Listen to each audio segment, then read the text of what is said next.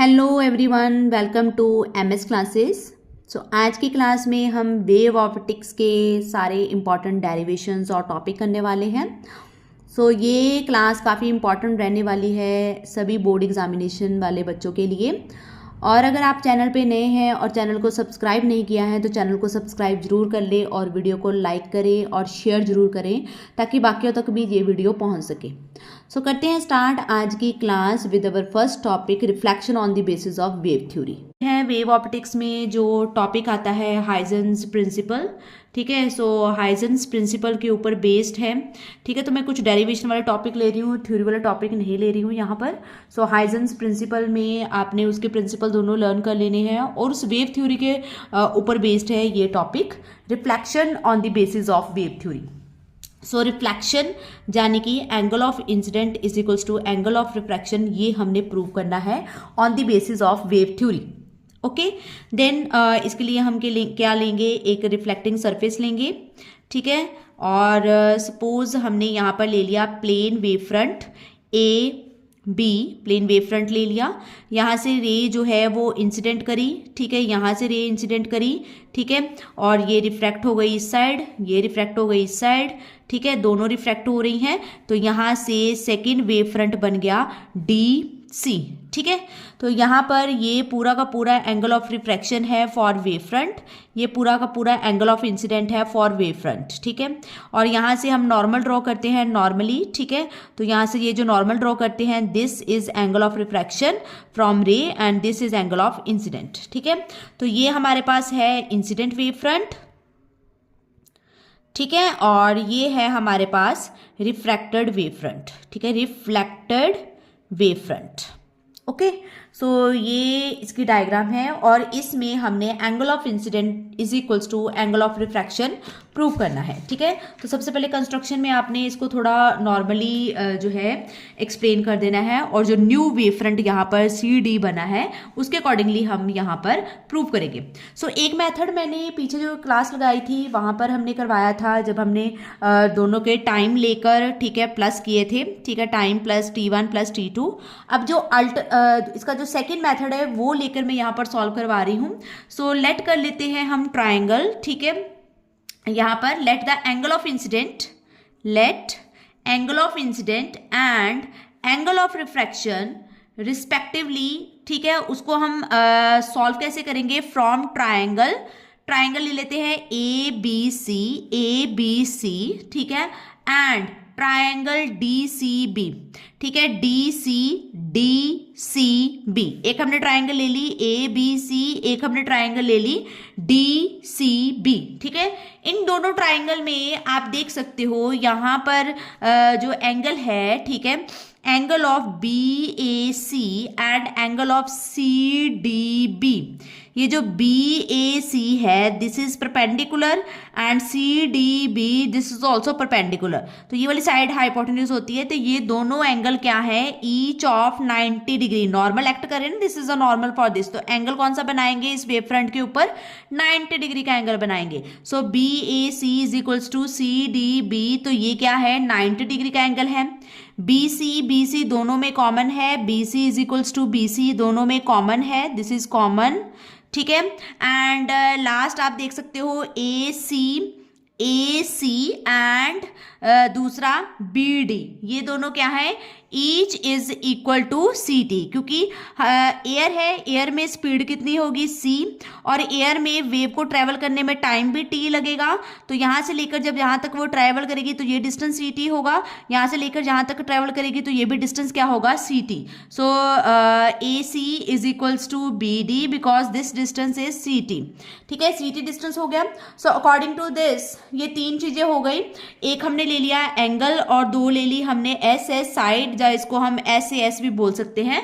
Bye CP CT both the triangles are congruent, तो ये triangle हो गई आपस में कॉन्ग्रुएंट, ठीक है। कॉन्ग्रुएंट की कंडीशन क्या है कि कॉन्ग्रुएंट अगर ट्राइंगल हो तो जो बाकी की साइड्स जहाँ एंगल होते हैं वो क्या हो जाएंगे, equal. So angle A B C is equals to angle D C B, दोनों आपस में इक्वल आ जाएंगे।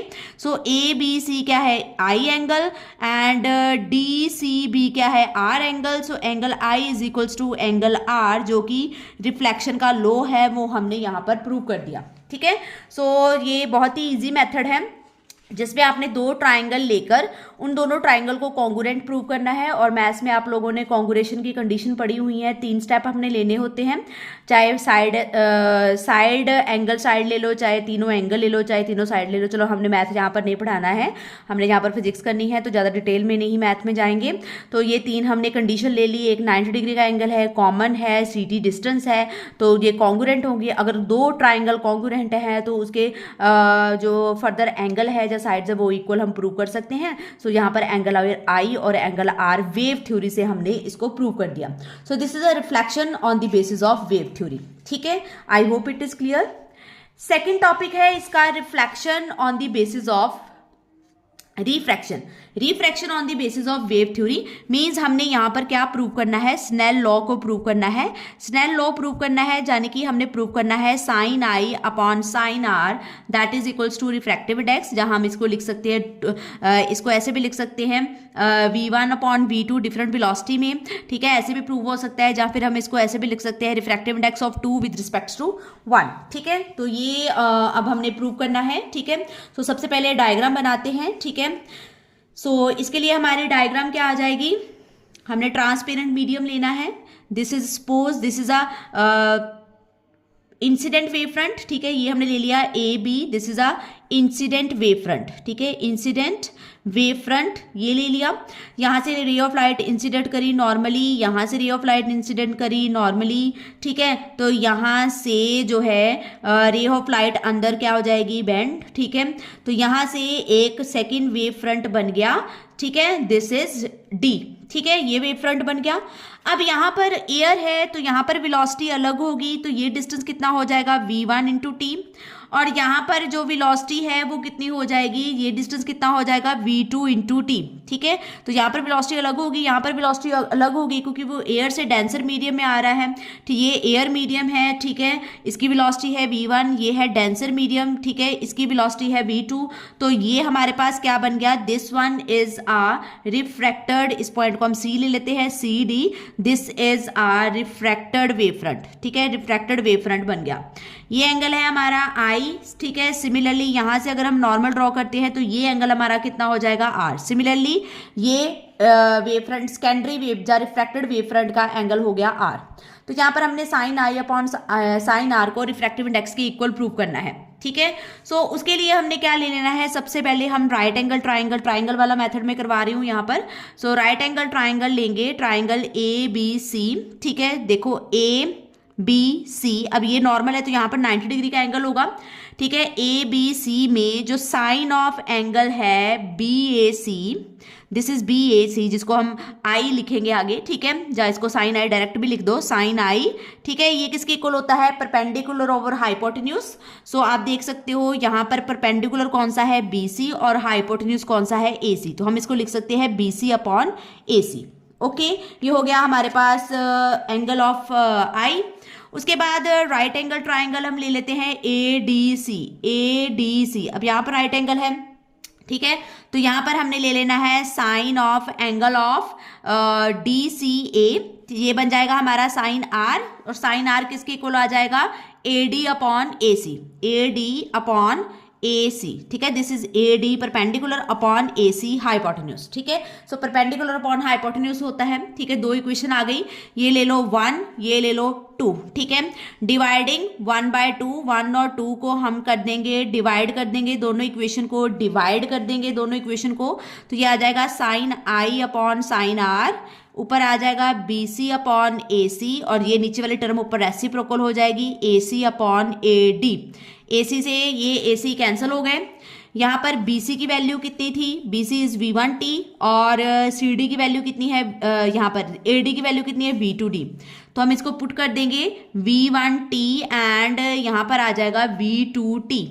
टी से टी कैंसल, सो ये आ जाएगा sine I upon sine R किसके इक्वल आ जाएगा v1 upon v2 and this is a refractive index of 2 with respect to 1। ठीक है, सो स्नेल लॉ यहाँ पर प्रूव हो गया है, sine I upon sine R this equals to N, that is a result. ठीक है, सो प्रूव हमने करना था रिफ्रैक्शन के लॉ को, सो that is a proof of this law. ठीक है, तो ये हो गए दोनों टॉपिक रिफ्रैक्शन और रिफ्लेक्शन के वेव थ्योरी के ऊपर बेस्ड। ठीक है, तो उसके अकॉर्डिंगली हमने इसको प्रूव करना था।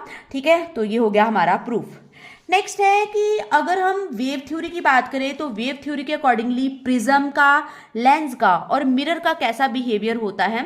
सो मोस्ट इंपॉर्टेंट है behaviour of prism, lens and mirror. ठीक है, तो इनकम्प्लीट टाइप डायग्राम यहाँ पर आ सकती है। तो ये जो प्रिज्म है, जब प्रिज्म से मान लो ये क्या है हमारे पास ABC एक वेव फ्रंट है। सो ये जो वेव फ्रंट है यहाँ से जब रे ऑफ लाइट यहाँ पर इंसिडेंट करेंगी तो जो रिफ्रैक्टेड वेव फ्रंट यहाँ पर बनेगा, ठीक है, वो क्या होगा, ये सीधा है plane wave front. Plane wave front से ये जो रिफ्रैक्टेड वेव फ्रंट बनता है from prism that is tilted. ठीक है, टिल्टेड प्लेन वेव फ्रंट जो है टिल्टेड हो जाएगा जब वो रिफ्रैक्टेड होगा। सो ये प्रिज्म की डायग्राम हो गई। ठीक है, रिफ्रैक्टेड वेव फ्रंट की। सेकंड है कॉन्वेक्स लेंस। कॉन्वेक्स लेंस के लिए हमारा कैसा आता है ग्राफ। ठीक है, इंसिडेंट रे इंसिडेंट कर रही है। ठीक है, तो कॉन्वेक्स के लिए जो रिफ्रैक्टेड वेव फ्रंट है वो फोकस के टुवर्ड्स होगा। So emerging wave front is spherical nature का होगा और कन्वर्जेस टू फोकस, फोकस की तरफ कन्वर्ज करेगा। तो यहाँ पर एक स्फेरिकल वेव फ्रंट बनेगा फ्रॉम कॉन्वेक्स लेंस। ठीक है, जैसा आप ये वाला फर्स्ट सरफेस देख रहे हो, ठीक है, उसी शेप का जो है वेव फ्रंट बनेगा फ्रॉम प्लेन से। कैसा वेव फ्रंट बन जाएगा, प्लेन से, ये प्लेन से कैसा बन गया, स्फेरिकल। ठीक है, यहां पर प्लेन से कैसा बन गया, है तो प्लेन ही लेकिन टिल्टेड प्लेन, इसको हम क्या बोलेंगे, टिल्टेड प्लेन वेव फ्रंट। ठीक है, ये इंसिडेंट वेव फ्रंट है तो टिल्टेड प्लेन वेव फ्रंट बन रहा है। और यहाँ से भी हमारे पास जो है प्लेन वेव फ्रंट है AB, तो ये कॉनकेव मिरर हम जब लेंगे तो कॉनकेव मिरर के केस में इस तरफ जो है सेकेंडरी वेव फ्रंट बन रहा है। This is also spherical and converges to the focus. जिस साइड फोकस होता है तो कॉनकेव का फोकस इस साइड होता है, तो यहाँ पर जो है स्फेरिकल वेव फ्रंट बन रहा है। तो अगेन ये भी किस में कन्वर्ट हो रहा है, plane to spherical wave front. ठीक है, so that is the answer of this question. So behaviour जो है, बिहेवियर ऑफ प्रिज्म, लेंस और मिरर आपको आना चाहिए। ओके, सो ये हो गया वेव थ्योरी के अकॉर्डिंगली हमारे पास ये जो टॉपिक थे वो यहाँ पर हो चुके हैं कंप्लीट। उसके बाद जो नेक्स्ट टॉपिक है हमारा, एक्सप्रेशन फाइंड करना है हमने इंटेंसिटी का। ठीक है, नेक्स्ट टॉपिक है इंटरफेरेंस वाला, इंटरफेरेंस ऑफ लाइट, जिसको जो हमें प्रूव करती है young double slit experiment. So young double slit experiment के अकॉर्डिंगली, ठीक है, तो थ्योरी में यहाँ पर नहीं करवा रही हूँ, डेरिवेशन टाइप करवा रही हूँ। ठीक है, सो कंडीशंस इसकी फाइंड करनी है कंस्ट्रक्टिव और डिस्ट्रक्टिव इंटरफेरेंस की। ठीक है, सो सबसे पहले हम इसकी इंटेंसिटी फाइंड करेंगे। तो इंटेंसिटी फाइंड करने के लिए पहले हमें डिस्प्लेसमेंट फाइंड करनी पड़ेगी, फिर उसकी नेट एम्पलीट्यूड फाइंड करनी पड़ेगी, फिर एंड में आपके पास आएगी इंटेंसिटी। ठीक है, सो तीन एक्सप्रेशन यहाँ से आ जाते हैं। सो जो दो वेव्स इंटरफेयर कर रही हैं आपस में, तो एक की डिस्प्लेसमेंट है let A1 sine omega T and दूसरे की डिस्प्लेसमेंट कितनी है, A2 sine omega T plus five, जो कि उसका फेज डिफरेंस है। ठीक है, सो से दीज टू इक्वेशन, तो ये दोनों वेव्स आपस में क्या करती है, सुपर इम्पोज करती हैं। तो सुपर इम्पोज में रिजल्टेंट वेव डिस्प्लेसमेंट किसके इक्वल आ जाएगी, y is equals to y1 plus y2। ठीक है, दोनों वैल्यूज को प्लस कर दो, A1 sine omega T plus A2 sine omega T plus five, ये इक्वेशन आ गई। अब साइन A प्लस B का फॉर्मूला क्या होता है, sine A cos B plus cos A sine B। ठीक है, ये इसका फॉर्मूला होता है। तो यहाँ पर A क्या है, ओमेगा टी, और B क्या है, फाइव। तो यहाँ पर हम अप्लाई कर देंगे। तो ये आ जाएगा आपके पास A1, ये नोट में आप साइड पे लिख देना, A1 sine omega T plus A2 sine omega T cos five plus A2 cos omega T sine five. ठीक है, ये आ गई हमारे पास इक्वेशन। अब यहाँ पर आप देख सकते हो, इसमें भी साइन ओमेगा टी है, इसमें भी साइन ओमेगा टी है, इन दोनों में से हम साइन ओमेगा टी कॉमन निकाल सकते हैं। सो से A1 plus A2 cos five, ठीक है, साथ में क्या आ गया, sine omega T plus A2 sine phi, साथ में क्या आ गया cos omega T. Omega T मैं थोड़े साइड पे लिख रही हूँ, ठीक है दोनों। अब यहाँ पर हमने इसको रिजल्टेंट फाइंड करनी है, तो हमने इस फैक्टर को पुट कर लेना है। Put A1 plus A2 cos phi किसके इक्वल लेट कर लेते हैं, A कॉस थीटा के। A is a resultant amplitude, ठीक है, तो इसको इसके इक्वल पुट कर देते हैं। और ये जो A2 साइन फाई है ये हमारा किसके इक्वल आ जाएगा, A साइन थीटा के इक्वल। से this is equation number 1 and this is equation number 2। तो ये यहाँ पर हम सब्सटीट्यूट करेंगे तो रिजल्टेंट y हमारे पास डिस्प्लेसमेंट जो है रिजल्टेंट आ जाएगी। सो y इज इक्वल्स टू यहाँ पर क्या आ जाएगा, a cos theta sine omega T plus a sine theta cos omega T. Again ये यही फॉर्मूला बन रहा है, तो इस फॉर्मूले को हम इसमें कन्वर्ट कर देंगे, तो ये बन जाएगा a कॉमन निकल जाएगा, a sine omega T plus theta आ जाएगी हमारे पास रिजल्टेंट डिस्प्लेसमेंट। ठीक है, this is the first part complete. ठीक है, नेक्स्ट जो है सेकंड पार्ट में क्या है, इसको हम क्या करेंगे, फर्स्ट और सेकंड से सेकंड पार्ट फाइंड करेंगे amplitude. So squaring and adding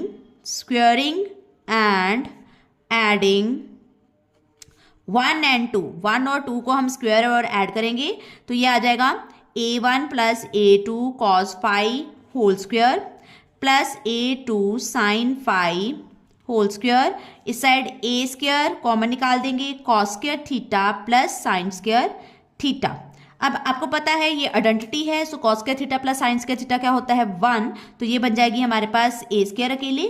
यहाँ पर हम स्क्वायर का फॉर्मूला लगाएंगे, A1 square plus A2 square cos square phi plus 2A1 A2 cos phi, ठीक है, plus A2 square sine square phi.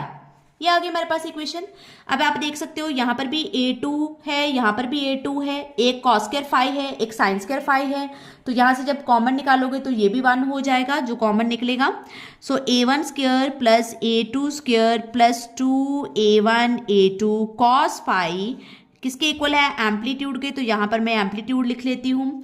और स्क्वायर इधर आके क्या हो जाएगा, अंडर रूट, तो ये हमारे पास एम्पलीट्यूड का रिजल्टेंट आ गया। ठीक है, सो यहां से हम रिजल्टेंट एम्पलीट्यूड फाइंड कर सकते हैं।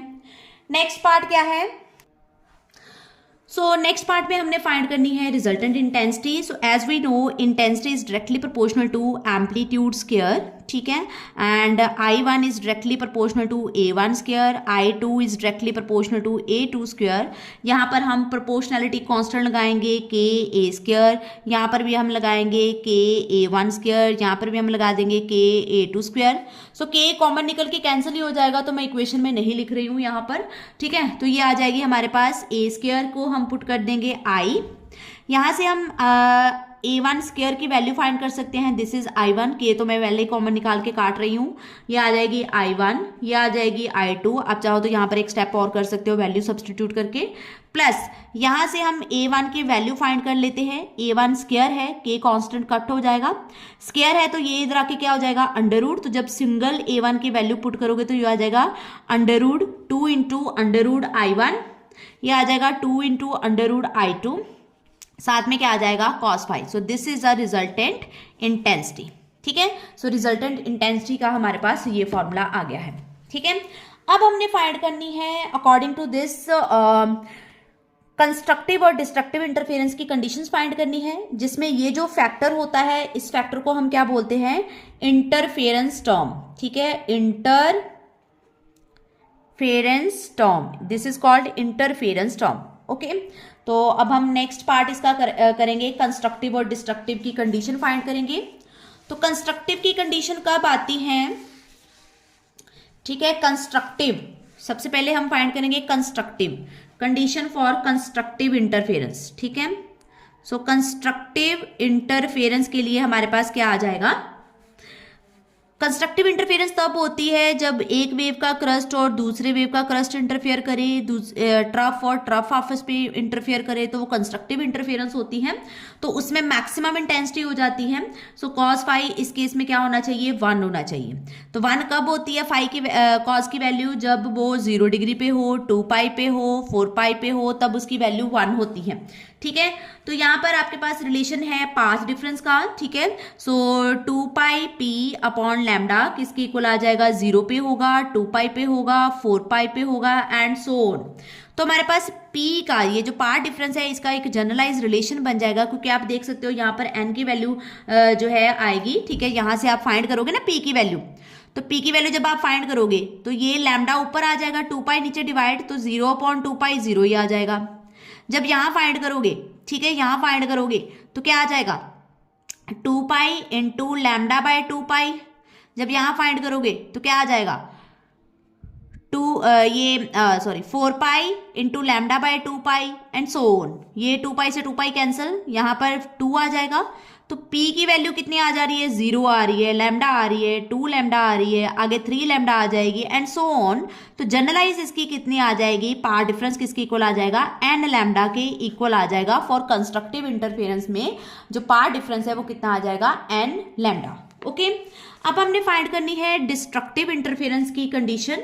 सो डिस्ट्रक्टिव इंटरफेरेंस की क्या कंडीशन है, इसके लिए क्या होता है कि एक वेव का क्रस्ट इंटरफेयर कर रहा होता है दूसरे वेव के ट्रफ के साथ, तो कंस्ट्रक्टिव इंटरफेरेंस होती है। इस केस में जो cos फाई फैक्टर है वो हमारे पास मिनिमम होगा -1। cos की वैल्यू -1 कब होती है, जब फाई की वैल्यू पाई हो, 3 पाई हो, 5 पाई हो एंड सो ऑन, ठीक है, ऑड नंबर पे होगी वैल्यू, ठीक है। उसके बाद आपने क्या करना है, अगेन इसको रिलेशन के इक्वल लेना है, 2 पाई पी जो फेज डिफरेंस होता है that is equals to 2 pi by lambda of path difference, ये आपको याद होना चाहिए, ठीक है। सो ये रिलेशन आपने +1 में भी किया हुआ है। सो पाई पे आएगी, 3 पाई पे आएगी, 5 पाई पे आएगी। यहाँ से हम P की वैल्यू फाइंड करेंगे, तो पाई इंटू लैम्डा अपॉन 2 पाई, ठीक है। यहाँ पर आ जाएगा 3 पाई इंटू लैम्डा अपॉन 2 पाई, यहाँ पर आ जाएगा 5 पाई इंटू लैम्डा अपॉन 2 पाई। सिंपल, तो पाई पाई हमारा कट हो रहा है। यहाँ पर आ रहा है लैम्डा बाय 2, यहाँ पर आ रहा है 3 लैम्डा बाय 2, यहाँ पर आ रहा है 5 लैम्डा बाय 2। तो लैम्डा बाय 2 तो सभी में सही है, बट एक आ रहा है 1, फिर 3, फिर 5, ऐसी इक्वेशन आ रही है हमारे पास। तो इसको हम जनरलाइज कैसे करेंगे, 2n-1 लैम्डा बाय 2। आप n को 1, 2, 3 पुट करके देखते जाओ, ये आपके पास अपने आप इक्वेशन आती जाएगी। सो that is a constructive interference, ठीक है, डिस्ट्रक्टिव सॉरी, ठीक है। तो लैम्डा बाय 2 इसमें जो है आ रही है value, path difference is lambda by 2 times जो है किसके, 2n-1 के इक्वल आ रही है, ठीक है। अब इसमें मेन आपने ये चीज देखनी होती है कि कोहेरेंट सोर्स कौन से हैं, इनकोहेरेंट सोर्स कौन से हैं, ठीक है। मैक्सिमा कब बनेगा, ठीक है। आई मैक्सिमा, अगर हम इंटेंसिटी मैक्सिमा की बात करें तो इंटेंसिटी मैक्सिमम कब होगी, जब हमारे पास मैक्सिमम, जब हमारे ये जो हमने फाइंड की थी ना, ठीक है, इंटेंसिटी अगर मैक्सिमम की बात करें तो ये जो cos फाई है ये फैक्टर हमारे पास क्या होना चाहिए, ये फैक्टर हमारे पास 1 होना चाहिए। तो हमारे पास क्या फॉर्मूला बन जाएगा, I1, ठीक है, प्लस I2, ठीक है, अंडर रूट उनका क्या बन जाएगा, होल स्क्वायर बन जाएगा। जब हम आई मिनिमम फाइंड करेंगे तो यहाँ पर क्या आ जाएगा, under root I1 minus under root of I2 और उसका स्क्वायर हो जाएगा, तब यहाँ पर माइनस साइन आ जाएगा। तो आई मैक्सिमम और आई मिनिमम भी आप इस cos फाई के फैक्टर से फाइंड कर सकते हो, ठीक है। सो ये हो गया हमारा नेक्स्ट टॉपिक। उसके बाद हमने फाइंड करनी है थ्योरी ऑफ इंटरफेरेंस फ्रिंजेस। तो वैसे डिटेल में डेरिवेशन नहीं है, सीबीएसई में नहीं है, लेकिन अदर बोर्ड में है, लेकिन हम इसको डिराइव कर ही लेते हैं थोड़ा सा, ठीक है, ताकि आपको पता चल जाए कि कहाँ से जो है इक्वेशन आई है, ठीक है। सो इसके लिए हम यंग डबल स्लिट एक्सपेरिमेंट है, यंग डबल स्लिट एक्सपेरिमेंट की डायग्राम अच्छी तरह से पढ़ लेना, ठीक है। सो बना लेना, ठीक है। सो यहाँ पर एस है, this is a same source, यहाँ से सिंगल स्लिट 2 हमने बना लिए, S1 जिसको हम कोहेरेंट सोर्स बोल देते हैं, S2, ठीक है। यहाँ से वेव जो है आएगी, फर्स्ट एक हमने ब्राइट बना ली, एक डार्क बना ली, ठीक है, ऐसे वेव इंटरफेयर कर रही हैं, ठीक है। सो ऐसे ऐसे हमने वेव बना लेनी है, ठीक है। यहाँ से ये स्क्रीन है, इस डिस्टेंस को हम d के साथ डिनोट करते हैं, स्क्रीन डिस्टेंस को हम कैपिटल D के साथ डिनोट करते हैं, ठीक है। और यहाँ से इस पॉइंट को ऐसे परपेंडिकुलर ड्रॉ करेंगे, यहाँ पर भी करेंगे, और ये सेंट्रल पार्ट है, दिस इज अ सेंट्रल। यहाँ से पूरा डिस्टेंस अगर d है तो इतना डिस्टेंस कितना हो जाएगा, d/2 से दिस इज अ पॉइंट, यहाँ पर आपने उसकी वैल्यू फाइंड करनी है, तो यहाँ से इसको ज्वाइन कर दो, यहाँ से इसको ज्वाइन कर दो, ठीक है। ये सेंटर से लेकर यहाँ तक का डिस्टेंस कितना है, x, ठीक है। तो आप बाकी डिस्टेंस फाइंड कर सकते हो, पी बी भी फाइंड कर सकते हो, पी ए और पी बी दोनों फाइंड कर सकते हो। और इसकी जो रिजल्टेंट एम्पलीट्यूड, ये जो फ्रिंजेस बनती हैं ये सेम विड्थ की होती हैं, ठीक है। तो ये उसका ग्राफ आ जाता है, ठीक है, सेम विड्थ का, ठीक है। डिफरेंट ये सेंट्रल मैक्सिमम पे आ जाएगी वैल्यू, ठीक है। सो नेक्स्ट हमने इसका पाथ डिफरेंस फाइंड करना है। ये पाथ डिफरेंस, ये देखो आप यहाँ से परपेंडिकुलर अगर ड्रॉ करो तो इतना डिस्टेंस चेंज हो रहा है, तो ये पाथ डिफरेंस बन जाता है। तो पाथ डिफरेंस को हम पी के साथ डिनोट कर रहे हैं, वो किसके इक्वल आ जाएगा, S2P minus S1P, S2P minus S1P, ठीक है। इसके अकॉर्डिंग हम इसको फाइंड करेंगे। अब S2P और S1P हमें फाइंड करने पड़ेंगे, तो हम राइट एंगल ट्राइंगल ले लेते हैं पहले, S2BP, ठीक है। S2 के लिए हमारे पास बन जाएगी S2BP, तो ये आ जाएगा, पाइथागोरस थ्योरम अप्लाई करेंगे तो क्या आ जाएगा, S2P square is equals to S2B square plus PB square, ये आ जाएगी इक्वेशन। सिमिलरली अगर मैं S1AP ट्राइंगल ले लूँ तो उसके लिए मेरे आ जाएगा S1P स्क्वायर, ठीक है, और साथ में PA स्क्वायर, यहाँ पर PA स्क्वायर, S1 पहले लिख लेती हूँ, S1A square plus PA square, दोनों को क्या कर देते हैं, सब्ट्रैक्ट कर देते हैं, S2P square minus S1P square, this is equals to S2B square plus PB square minus S1A square plus PA square. अब PA कैसे फाइंड करेंगे, देखो ये यहाँ तक वैल्यू x है, ये d/2 है, ये भी d/2 है। जब हम ये PA फाइंड करेंगे तो x में से इसको माइनस कर देंगे, जब हम PB फाइंड करेंगे तो x में इसको प्लस कर देंगे, ठीक है। तो हमारे पास क्या आ जाएगी, ये क्या है, S2B nearly equals to D, इसको हम D पुट कर देंगे, तो ये आ गया हमारे पास D, ये D है ना, तो ये D आ गया, D का स्क्वायर प्लस यहाँ पर आ जाएगा x प्लस d/2 का स्क्वायर माइनस यहाँ पर आ जाएगा again D square plus x minus d/2 का स्क्वायर, ये आ गई इक्वेशन। ओके, तो अब हमने इसको ब्रैकेट को ओपन करेंगे तो D हमारा कैंसिल हो जाएगा, ठीक है, D और D जो है यहाँ पर कैंसिल हो जाएगा, ठीक है। सो कैंसिल हो रहा है, तो कैंसिल करने के बाद यहाँ पर आप ब्रैकेट ओपन करोगे इसका, ये तो कैंसिल ही हो गया, इसकी ब्रैकेट ओपन करोगे x square plus D²/4 plus 2x into d/2 minus x square minus D²/4 minus minus plus हो जाएगा 2x d/2, 2 से 2 कैंसिल, ये 2 से 2 कैंसिल, ये x स्क्वायर कैंसिल, ये और ये कैंसिल, ये आ जाएगा 2, दोनों को प्लस कर देंगे, ये दोनों प्लस हो जाएगा, 2xd आ जाएगा। और ये क्या है, a² minus b square, a² minus b square को हम क्या लिखते हैं, a minus b, S2p minus S1p and S2p plus S1p। तो हमने फाइंड करना है ये पार्ट डिफरेंस, तो यहाँ पर ये वाली वैल्यू रह देते हैं, ये वाली इधर के divide, S2p minus S1p that is equals to 2xd upon S2p plus S1p, ये आ गया।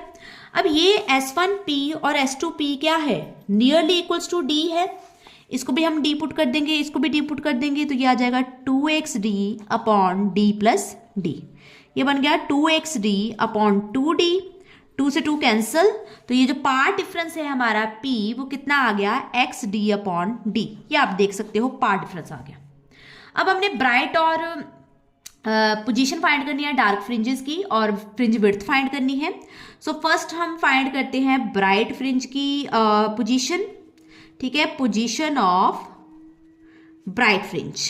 सो ब्राइट फ्रिंज की पोजीशन क्या है, ये कब होती है, जब कंस्ट्रक्टिव इंटरफेरेंस होती है, तो उस केस में हमारा P कितना आया था, n लैम्डा, दोनों को इक्वेट करेंगे, सो हमारे पास क्या आ जाएगा, xd upon D is equals to n lambda, यहाँ से आप x की वैल्यू फाइंड कर दोगे, ये आ जाएगा nd लैम्डा बाय D, ये पोजीशन हो गई फाइंड, पोजीशन फाइंड कर ली, n को पुट करते जाओगे अलग अलग पोजीशन आती जाएंगी, ठीक है। तो यहाँ से आपने फाइंड कर ली ब्राइट फ्रिंज, ठीक है। उसके बाद हम फाइंड करेंगे पोजीशन ऑफ डार्क फ्रिंज, ठीक है, position of dark fringe. Dark fringe की पोजीशन कैसे आएगी, ठीक है, हमारे पास P का फॉर्मूला क्या था, xd अपॉन D, और पीछे हमारा P का फॉर्मूला कितना आया था, 2n-1 लैम्डा बाय 2। दोनों को इक्वेट कर देंगे, X D upon D is equals to 2n-1 lambda by 2। ठीक है, तो फॉर्मूला क्या बन जाएगा हमारा एक्स का, 2n-1 lambda capital D upon 2d, ये फॉर्मूला बन गया। ठीक है, फॉर डार्क फ्रिंजेस। ठीक है, फ्रिंज विड्थ फाइंड करेंगे। ठीक है, तो विड्थ जो है दोनों पॉइंट में, अगर आप जैसे यहां पर अगर हम x1 फाइंड करें, x1 फाइंड करें तो ये आ जाएगी d lambda by D, x2 find करें तो 2d lambda by D.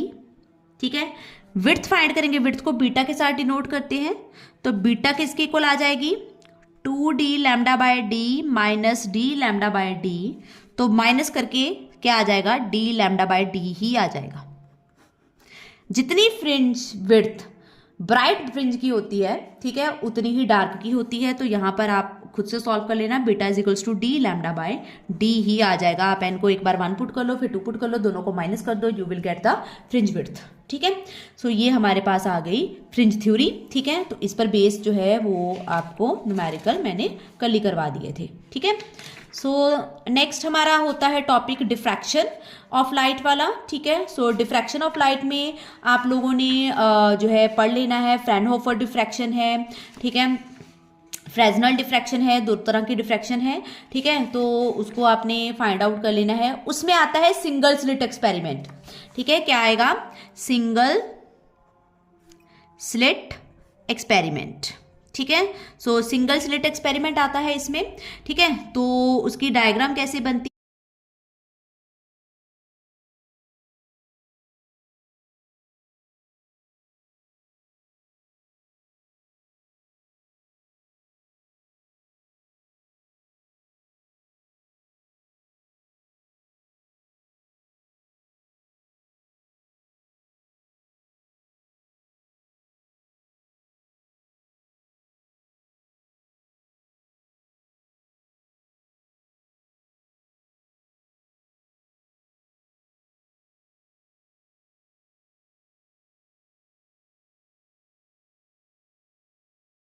Theta find करने के लिए याद रख सकते हो, theta is equals to N lambda by A, इसका फॉर्मूला होता है। थीटा फाइंड करते हैं हम इसमें।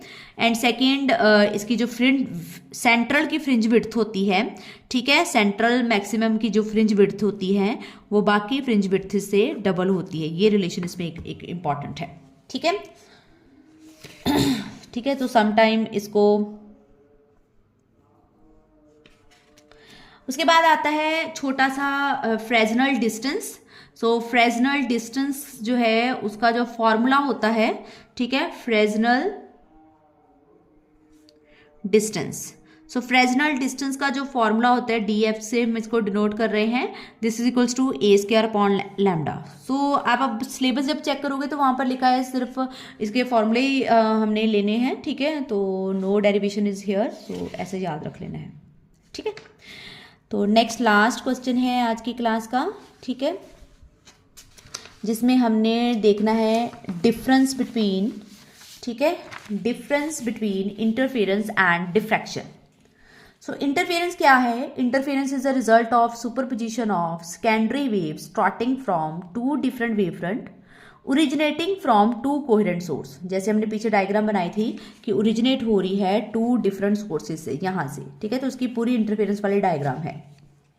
डिफ्रैक्शन क्या है, diffraction is a result of superposition of secondary wave starting from different part of same wave front. एक ही वेव फ्रंट है, उसके डिफरेंट पार्ट से जो है सेकेंडरी वेव फ्रंट बन रहे हैं। Next, all the bright and dark fringes are of equal width. इसमें सारी ब्राइट और डार्क फ्रिंजेस की विड्थ क्या होती है, इक्वल होती है, like this. All the width of central bright fringe is twice the width of secondary. जो भी मैंने बताया कि जो सेंट्रल ब्राइट फ्रिंज है उसकी जो विड्थ है, ठीक है, वो दूसरी से क्या होती है, ट्वाइस होती है। ठीक है, सो आप देख सकते हो यहाँ पर हो सकता है नोट अलग अलग जगह पर लिखा हो। All the bright fringes are of same intensity, intensity same होती है। यहाँ पर सेंट्रल की इंटेंसिटी जो है वो मैक्सिमम होती है। ठीक है, सेंट्रल ब्राइट फ्रिंजेस की मैक्सिमम होती है, और गॉज अवे जाएंगे तो डिक्रीज होती जाएगी। Reason of dark fringes are perfectly dark. जहाँ पर जो डार्क फ्रिंजेस का रीजन होता है वो परफेक्टली डार्क होता है, और एक गुड कंट्रास्ट बनता है डार्क और ब्राइट फ्रिंजेस का।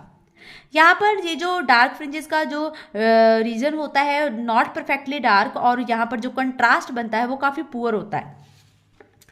At an angle of lambda by d, we get the bright fringe in the interference pattern of two narrow slit. इसको two narrow young double slit भी बोल सकते हैं और two narrow slit भी बोल सकते हैं, ठीक है। So two narrow slit separation distance, ठीक है, इतना एंगल होता है। यहाँ पर at an angle of lambda by a, we get the first dark fringe in the diffraction pattern of the single slit experiment, ठीक है। सो ये उसका ग्राफ है, ये दोनों ग्राफ आपको आने चाहिए। तो ये हो गया हमारा वेव ऑप्टिक्स के बहुत ही important topic. So thank you so much for watching and bye bye.